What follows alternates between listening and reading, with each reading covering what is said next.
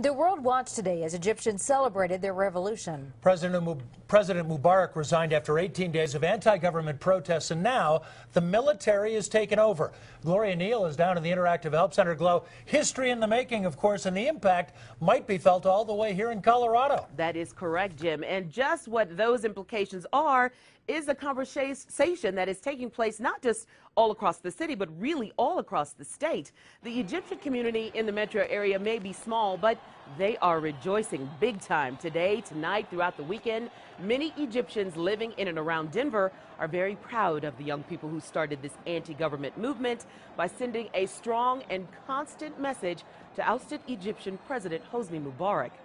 Professor Shaul Gabbay is an expert on Middle Eastern affairs. He joins me here in the Interactive Help Center. Good evening to you. Good evening, Roy. How are you? I am good. It has been a phenomenal day. So much that if one world government sneezes, you know, it's the United States governments will say, Gesundheit, bless you. We are all so interconnected, and that's how important this event is today.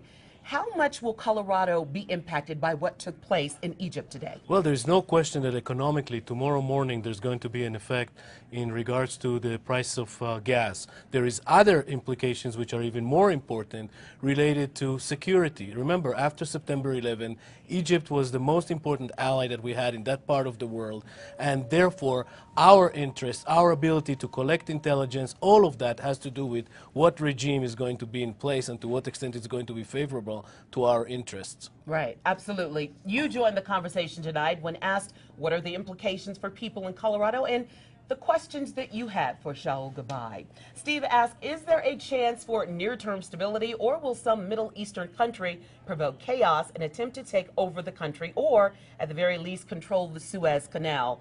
Professor Gabbay, you know, who will take Mubarak's place? That's the big $25,000 question.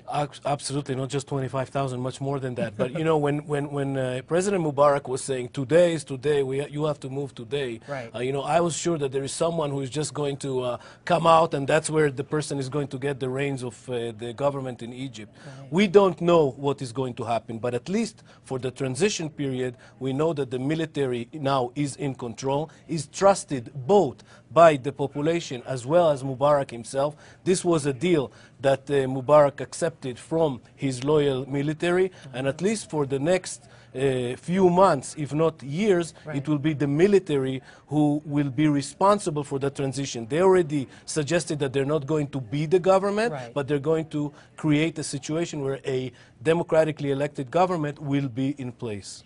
Deidre asked this question. She says, tourism so important to Egypt. How soon will that return to normal? And when I read that, because so many people I know have gone over to Egypt, tourism is a very, very big economic boost for that country. Tourism is the most important industry in Egypt. It has been affected tremendously. It will basically be dependent on how on-the-ground issue will be solved and to what extent the perception within tourists that would like to visit in Egypt will be confident enough that what is happening on the street is still secure. And I believe that in the next few days already we will see tourists and business people and those who left Egypt in the last 2 weeks will return to Egypt. Wow. Well, it has been phenomenal to watch, no question. So we will definitely have you back here. It will be an honor. Thank you so much. Professor Shaul Gabbay. One thing is true, though. This is the first time in history where the internet is credited with being a major weapon in a revolution. Karen and Jim, back to you all.